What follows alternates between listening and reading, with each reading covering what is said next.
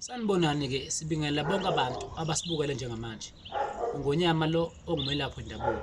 Namhlanje sizokhuluma ngendaba enkulu labe sithinta khona isithwalo se-contract.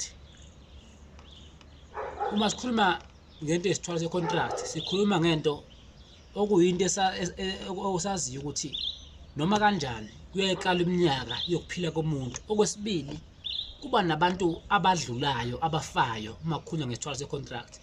I-contract-ke ilento ebezivumelwane. Uma kukhulunywa nge-contract ikakhulu ngolimi lwesiZulu sithi sivumelwane. Lapho kusuke kwaziwa khona ukuthi kukhona ezivumana khona njengabantu abasayinayo phansi ukuthi ngesikhathi uyithatha lento noma ngesikhathi mina ngikunika lokuphila, kubiza ukuthi-ke lokuphila engunika khona kuzokucebisa iminyaka ewu-5. Kodwa ngesikhathi udlula iminyaka ewu-5 le ngizocela ukuthi uphinde impilo kube ukuthi into zami ngiyayithatha zibuya ngakimi noma amandla bengunike wona sengiyawathatha manje abuya ngakimi. Ngesikhathi la mandla ke thathwa ufuna wazi vele uma usufile kuthathwa wena uqobo kwamandla akho vele noma kwamoya wakho lo sebenzayo uthathwe uphinde uyonikwa abanye.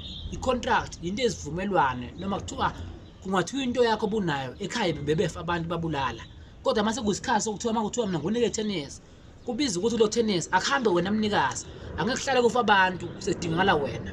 Uma sithe 10 years sidinga ukuthi-ke akudlule wena. I-contract ilento uma ngithe mina nasi sami isigubhu esokuhlola, lesigubhu uma ngunike sona sebenza for 5 years, la madoda azosebenza for 5 years wabheme asebenze khulume after 5 years azohamba kuwena phinde ubuye futhi kimi uzothi ufuna amanye amadoda. I-contract leyo, i-contract into ephelayo noma into ehamba iphelwe isikhathi, kodwa uma esekhona into ekuphilisayo vele okwaziyo ukuphila ngendlela ofuna ukuphila ngayo.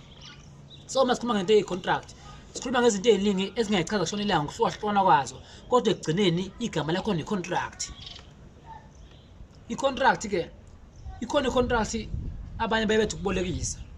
Uma ngunika into mina ngithi awuthathe nakho ukuthi hamba uyophila uphile ngala madoda, uphinde uzowabuyisa noma uzowathatha uwarente, kodwa emva ka-10 years la madoda azobuya eze kimi.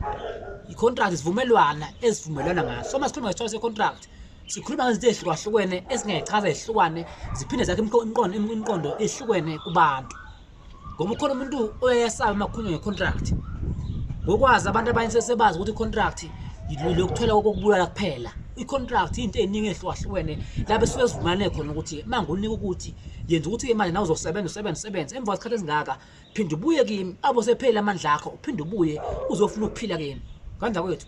Msale kahle, ngiyanithanda. Ingodlungudlu lena ungonyama abnormal ozomthola eDimestini eDelmo Park. Inamba zikhona lapha escreenini. Siyanithanda, msale kahle.